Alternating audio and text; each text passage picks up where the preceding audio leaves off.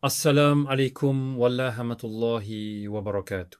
Et si je vous disais qu'un seul péché peut assombrir le cœur, au point de faire perdre à une personne le goût de l'adoration, sans qu'elle ne s'en rende compte, beaucoup pensent que certains péchés restent cachés parce que personne ne les voit. Mais une question mérite d'être posée. Si les regards des humains ne vous voient pas, comment pourriez-vous échapper au regard d'Allah, celui qui connaît le secret et ce qui est encore plus caché? Aujourd'hui, nous allons parler d'un sujet délicat mais essentiel, un sujet que beaucoup évitent, alors que le Coran et la Sunna nous mettent clairement en garde contre ces dangers. Ce rappel n'est pas destiné à humilier qui que ce soit, mais à réveiller les cœurs, à renforcer notre foi et à nous rappeler que la porte du repentir reste ouverte tant que notre dernier souffle n'est pas arrivé. Restez avec nous jusqu'à la fin, car vous découvrirez non seulement pourquoi ces péchés sont si graves, mais surtout comment revenir sincèrement vers Allah avant qu'il ne soit trop tard. Bienvenue à toutes et à tous sur Voix d'Allah, votre chaîne dédiée aux rappels islamiques qui nourrissent le cœur et rapprochent d'Allah. Que la paix, la miséricorde et les bénédictions d'Allah soient sur vous. Avant de commencer, prenez quelques secondes pour vous abonner à la chaîne, activer la cloche de notification, aimer cette vidéo, la partager avec vos proches et écrire en commentaire qu'Allah me guide et me pardonne. Ce simple rappel peut être une cause de bien pour vous et pour d'autres. Le sujet d'aujourd'hui est sensible, mais il est indispensable d'en parler avec sagesse et à la lumière du Coran et de la Sunna authentique. Notre objectif n'est pas de juger qui que ce soit. Nous avons tous besoin de la miséricorde d'Allah. Ce rappel est d'abord pour nous-mêmes, afin que nos cœurs restent vivants et que nous revenions constamment vers notre Seigneur. Il est important de corriger une idée répandue. Certaines personnes affirment qu'il existe des péchés sexuels qu'Allah ne pardonne jamais. Cette affirmation n'est pas exacte. Allah, dans son immense miséricorde, ouvre la porte du repentir à tous ceux qui reviennent vers lui avec sincérité. Allah dit dans le Coran, dit: Ô mes serviteurs, qui avez commis des excès à votre propre détriment, ne désespérez pas de la miséricorde d'Allah. Certes, Allah pardonne tous les péchés. C'est lui le pardonneur, le très miséricordieux. Surate Az-Zumar 39, 53. Ce verset est une immense source d'espoir. Peu importe la gravité du péché, tant que la personne est en vie et se repe sincèrement, Allah peut lui pardonner. Cependant, cela ne signifie pas que les péchés sexuels sont insignifiants. Au contraire, ils figurent parmi les fautes les plus graves, car ils détruisent la foi, les familles, la pudeur et la société. C'est pourquoi Allah nous demande non seulement d'éviter ces actes, mais aussi de ne pas nous approcher des chemins qui y conduisent. Dans les prochaines parties, nous découvrirons 3 péchés sexuels gravement condamnés dans les textes authentiques, les conséquences spirituelles qu'ils peuvent avoir et surtout comment retrouver le chemin du repentir sincère avant qu'il ne soit trop tard. Commençons par le premier grand péché. Le zina, c'est, à dire, les relations sexuelles en dehors du mariage légitime. Allah ne dit pas seulement « ne commettez pas le zina ». Il dit également « et n'approchez pas de la fornication ». En vérité, c'est une turpitude et quel mauvais chemin. Surat Al-Isra 10 à 7, 32. Remarquez la profondeur de ce verset. Allah interdit non seulement l'acte lui-même, mais aussi tout ce qui peut y conduire. Les regards interdits, les conversations ambiguës, les relations illicites, l'isolement entre un homme et une femme, qui ne sont pas mahram, les contenus immoraux ou tout comportement qui pousse progressivement vers le péché, font partie des chemins qu'un musulman doit éviter. Le prophète Muhammad Salama nous a également enseigné que chaque partie du corps peut avoir sa part de zina. Dans un hadith authentique, il explique que les yeux peuvent commettre le zina par le regard interdit, les oreilles par l'écoute, la langue par les paroles, les mains par le toucher, les pieds par les pas vers le péché, tandis que les parties intimes confirment ou non cet acte. Ce hadith nous rappelle que le péché ne commence presque jamais d'un seul coup, il s'installe progressivement.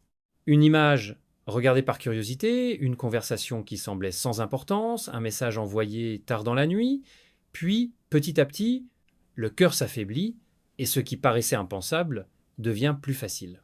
C'est pourquoi le croyant protège son cœur avant même que la tentation ne devienne plus forte. Il demande à Allah de lui accorder la chasteté, baisse son regard, choisit de bonnes fréquentations et s'éloigne des situations dangereuses. Mais si une personne est déjà tombée dans ce péché, elle ne doit jamais désespérer. La porte du repentir reste ouverte tant que la mort n'est pas arrivée. Un repentir sincère exige de cesser immédiatement le péché, de le regretter profondément, de prendre la ferme décision de ne pas y retourner et de demander humblement le pardon d'Allah. Dans la prochaine partie, nous découvrirons un autre péché grave mentionné dans le Coran, ainsi que les leçons essentielles que chaque croyant doit en tirer. Le deuxième péché dont nous allons parler est les relations sexuelles entre personnes du même sexe, un acte que le Coran condamne à travers le récit du peuple du prophète Lut, paix sur lui. Allah envoya le prophète Lut pour appeler son peuple à adorer Allah seul et à abandonner leurs pratiques immorales. Malgré ces nombreux avertissements, ils persistèrent dans leur désobéissance. Allah rapporte leurs actes en disant « Commettez-vous cette turpitude qu'aucune créature avant vous n'avait commise? Vous assouvissez vos désirs charnels avec les hommes au lieu des femmes? Vous êtes plutôt un peuple qui commet des excès ?» Surat al-Araf, chapte, opteci optec shiunu. Ce récit montre clairement que cet acte est interdit en islam. Toutefois, il est essentiel de faire une distinction importante. Éprouver une tentation ou une attirance n'est pas un péché en soi. Ce qui est interdit, ce sont les actes que l'on choisit de commettre. Chaque être humain est éprouvé d'une manière différente, et Allah connaît les difficultés de chacun. Le musulman ne doit donc ni banaliser ce qu'Allah a interdit, ni insulter ou humilier les personnes. Au contraire, il doit appeler avec sagesse, douceur et compassion, tout en restant fidèle aux enseignements du Coran et de la Sunna. N'oublions jamais que personne n'est à l'abri de l'épreuve. Aujourd'hui, une personne lutte contre une tentation. Demain, ce peut être une autre. C'est pourquoi nous devons demander chaque jour à Allah de préserver nos cœurs, de renforcer notre foi et de nous éloigner des causes qui nous conduisent au péché. Quelle que soit la faute commise dans le passé, la miséricorde d'Allah est plus vaste que nos péchés. Celui qui revient vers lui avec un repentir sincère trouvera un Seigneur pardonneur et très miséricordieux. Dans la prochaine partie, nous parlerons d'un troisième péché grave lié à la pudeur et nous verrons comment protéger notre cœur dans une époque où les tentations sont omniprésentes. Le troisième point concerne un danger devenu extrêmement répandu à notre époque: propager, rechercher ou banaliser les images et contenus à caractère sexuel, ainsi que tout ce qui pousse les autres vers l'immoralité. Le Coran nous enseigne l'importance de préserver la pudeur et de protéger nos regards. Allah dit « Dis aux croyants de baisser leur regard et de préserver leur chasteté. C'est plus pur pour eux. Certes, Allah est parfaitement connaisseur de ce qu'ils font. » Surat An-Nur 12:13. Dans un autre verset, Allah met également en garde contre ceux qui aiment voir l'immoralité se répandre parmi les croyants. Ceux qui aiment que la turpitude se propage parmi les croyants auront un châtiment douloureux dans ce bas monde et dans l'au-delà. Surat An-Nur 24:10-9. À notre époque, quelques secondes suffisent pour accéder à des contenus qui détruisent la pudeur. Un téléphone, un ordinateur ou les réseaux sociaux peuvent devenir une porte vers des péchés répétés. Beaucoup commencent par simple curiosité, puis se retrouvent prisonniers d'une habitude dont il est difficile de sortir. Le croyant doit se rappeler que Allah le voit à chaque instant, même lorsqu'il est seul. Les portes peuvent être fermées, les écrans cachés, mais rien n'échappe au regard d'Allah. Cette conscience, appelée taqwa, est une protection précieuse contre les tentations. Si tu luttes contre ce type de péché, ne perds pas espoir. Demande l'aide d'Allah avec sincérité. Éloigne-toi des causes qui t'y conduisent, occupe ton temps par le Coran, les prières, le dhikr et les bonnes œuvres. Choisis une compagnie qui te rapproche d'Allah et multiplie les invocations. Chaque effort sincère est connu d'Allah, même si le chemin est difficile. Rappelle-toi, enfin, que Satan cherche à faire croire aux croyants qu'il est trop tard pour revenir vers Allah. C'est un mensonge. Tant que ton âme n'a pas atteint la gorge et que le soleil ne s'est pas levé de l'ouest, la porte du repentir reste ouverte pour celui qui revient vers son Seigneur avec sincérité. Dans la prochaine et dernière partie, nous résumerons les principaux enseignements, puis nous terminerons par une doua afin qu'Allah nous accorde à tous son pardon, sa miséricorde et la fermeté dans la foi. Chers frères et sœurs, après avoir écouté ce rappel, retenons une vérité essentielle.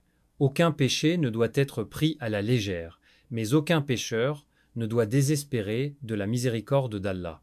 Nous avons vu que le zina est un grave péché interdit par le Coran, que les actes condamnés dans le récit du peuple de Lut sont également interdits, et qu'il est du devoir du croyant de préserver sa pudeur, son regard et son cœur face aux nombreuses tentations de notre époque.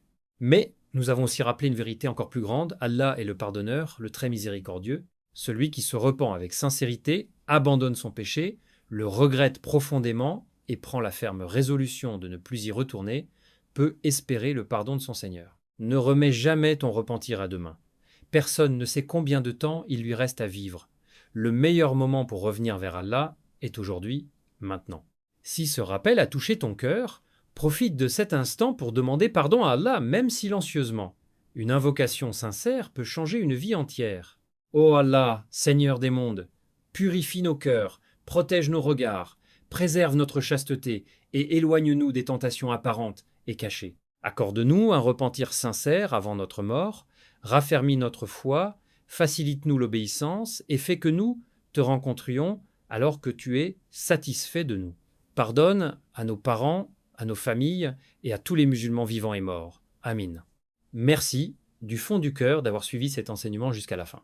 Si cette vidéo vous a été bénéfique, abonnez-vous à Voix d'Allah, activez la cloche de notification pour ne manquer aucun rappel, laissez un j'aime, partagez cette vidéo avec vos proches et dites-nous en commentaire quelle leçon vous retenez le plus. Qu'Allah fasse de ce rappel une lumière dans nos cœurs, une cause de notre repentir et un moyen de nous rapprocher de lui. Qu'Allah accepte nos bonnes œuvres, nous pardonne nos péchés, nous guide vers le droit chemin, nous accorde une foi sincère et nous réunisse tous au paradis.